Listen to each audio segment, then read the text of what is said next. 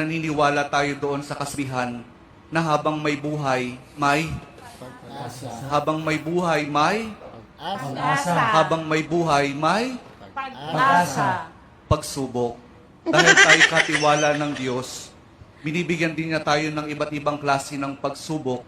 Kaya po doon sa pagsubok na yon, saka pa lang natin mauunawaan na talagang ang ating buhay ay mayroong, habang may buhay, mayroong, Pagsubok. habang may buhay, may Pagsubok. pagbangon. Huwag niyong hayaan na kapag meron kayong pinagdaraan ng pagsubok, ay hindi kayo babangon. Kailangan meron tayong pagsumikap na pagtsatsagaan natin yung ating mga pagsubok na pinagdaraanan.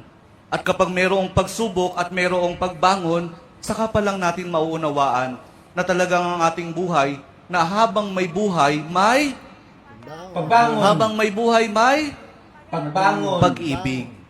Ang pag-ibig na nagmumula kay Jesus lamang sa ating mahal na poong Jesus Nazareno.